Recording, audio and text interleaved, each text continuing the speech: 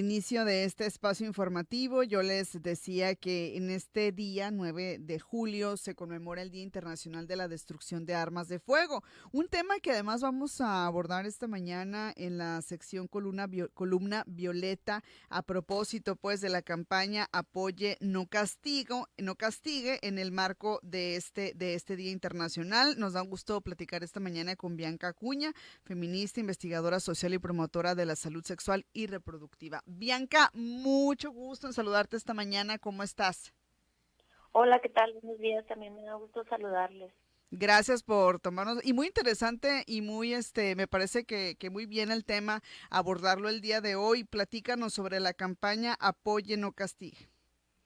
Bueno, Apoye No Castigue es una iniciativa que surge de organizaciones internacionales. Es un esfuerzo colectivo del Consorcio Internacional sobre Políticas de Drogas, la Red Internacional de Personas que Usan Drogas y la Asociación Internacional de Reducción de Daños, más la Alianza Internacional sobre VIH-Sida. Pues es un día de acción global, se celebró el pasado 26 de junio, que bueno, sí está relacionado un poco con el tema de las armas, porque surge principalmente en el Día Global contra el Uso y Tráfico de Drogas, que es promovido por la ONU, que tradicionalmente pues tiene un enfoque prohibicionista, quiere decir que pues está en contra del uso y tráfico de las sustancias, ¿no? Entonces, esta es una contracampaña que surge desde estas organizaciones que actualmente tiene alcance global y bueno, promueve la reducción de daños y políticas de drogas y que buscan priorizar principalmente la salud pública y los derechos humanos. Es decir, tiene un enfoque de salud pública y derechos humanos para estudiar el tema de las drogas, ¿no? De las sustancias psicoactivas, y busca a través del fortalecimiento de la capacidad pues de las comunidades crear un diálogo o abrir un diálogo con las personas responsables de las políticas de drogas, justamente también la sensibilización con los medios de comunicación y con la opinión pública. Actualmente son actividades que se realizan en más de 100 ciudades, en más de 100 países del mundo. Se hacen talleres, actividades deportivas, culturales, artísticas, y buscan poner en el centro a las personas que consumen sustancias, ¿no? Alguna de los mensajes que se promueven este día es que el sistema de fiscalización de las drogas está roto y tiene que ser reformado, que las personas usuarias de sustancias no deben ser criminalizadas porque la criminalización promueve la discriminación y a su vez trae exclusión, falta de acceso a servicios de salud, a tratamiento y acoso policiaco.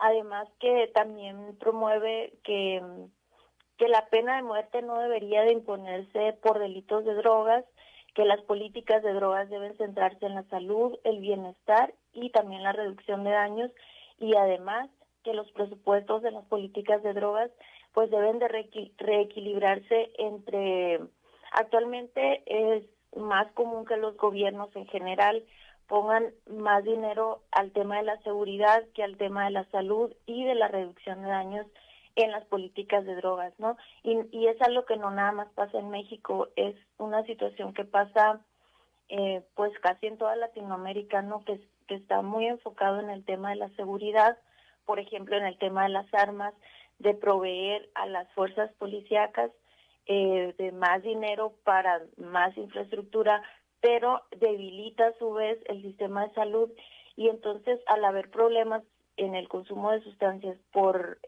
problemas de salud pública, pues no hay forma de atenderlos, y esos problemas de salud pública se agudizan, por ejemplo, como pasa con el tema del VIH, con el tema de la hepatitis C, actualmente también en la frontera norte con el tema de la sobredosis, en fin, como todas estas sí problemas de salud que se derivan también de las sustancias psicoactivas, ¿no? Y Ujú. bueno, al final esta campaña busca promover por qué no estaríamos a favor de estrategias de salud pública que eviten la muerte y reduzcan el sufrimiento de las personas pues que consumen sustancias, ¿no?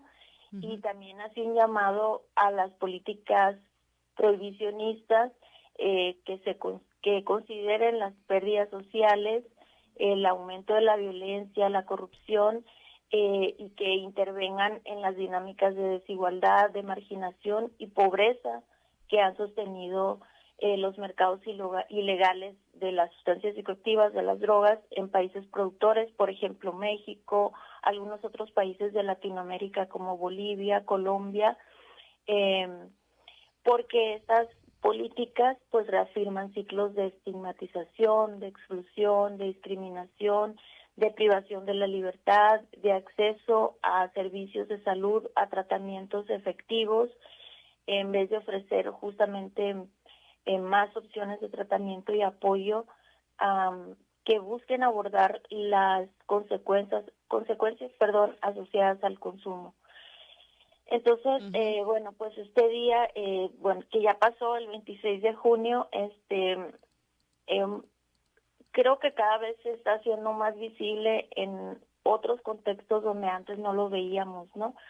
En Hermosillo no estuvo este año incluido, o alguna ciudad del estado de Sonora no estuvo incluida en esta iniciativa, porque más bien es iniciativa de la sociedad civil, que busque visibilizar a través de una actividad que ponga en el centro a las personas a través de la salud pública y derechos humanos. Sí hubo actividades en Baja California, en Ciudad de México, en Chihuahua, en otras ciudades también de Latinoamérica y de otros países del primer mundo, también de África, o sea, países del tercer mundo y del llamado primer mundo han estado incluidos en estas actividades.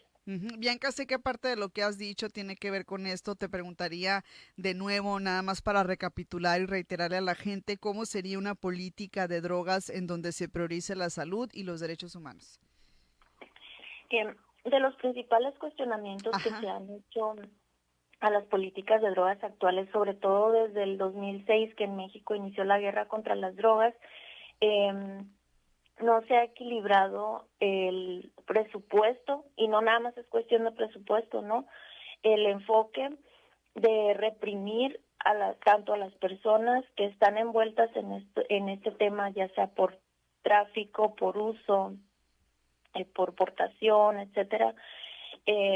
Normalmente la respuesta y las leyes están enfocadas en la represión, ¿no? En meter a la cárcel a cualquier persona que esté relacionada con este tema. Entonces, lo que buscan estas reformas de políticas de drogas, al hablar de salud pública y de derechos humanos, es que las sustancias no son las que están en el centro, sino las personas, y en países tan desiguales como México, los costos para las personas que están envueltas en estos temas, ya sea por uso, por tráfico, por portación, son más como crudos, ¿no? Por ejemplo, hay estudios que hablan de la cantidad de personas que ha aumentado en las cárceles producto pues ya sea por portación, o sea, por delitos asociados a las drogas, ¿no? Entonces, en México desde el 2018 se recortó el financiamiento a organizaciones civiles, organizaciones civiles en general, ¿no? Pero entre ellas iban organizaciones civiles enfocadas desde la reducción de daños, desde derechos humanos y un enfoque de salud, a hacer intervenciones con personas consumidoras que buscaban atender los problemas de salud derivados del consumo, que pueden también volverse problemas de salud pública como la hepatitis C, ¿no? Es como uno de los ejemplos bien claros, porque, por ejemplo, en el caso de las personas que consumen sustancias inyectables, hay problemas asociados al consumo por malas prácticas de inyección. Por ejemplo, el tema de la hepatitis C las personas que consumen drogas inyectables es una población, entre comillas, clave, porque ahí hay un foco de infección, ¿no? Entonces, poner la vista desde una mirada de salud pública y derechos humanos, poner en el centro a la persona y no la sustancia, es atender pues la condición en la que se encuentra, ¿no? Es darle acceso a tratamiento, es también darle acceso a otras condiciones de vida que no necesariamente tienen que ver con, pues, con mandarlo a la calle, ¿no? Porque lo que ocurre normalmente es como un rechazo hacia las personas que tienen un consumo problemático de sustancias, y ese rechazo es sistemático, es estructural, ¿no? Desde los familiares, las redes de apoyo más cercanas de la persona que consume, hasta las estructuras, es decir, las instituciones, una persona que aparentemente es consumidora de alguna sustancia. Lo que ocurre normalmente es que al llegar a un servicio médico, por ejemplo, se le rechaza y se le niega el servicio.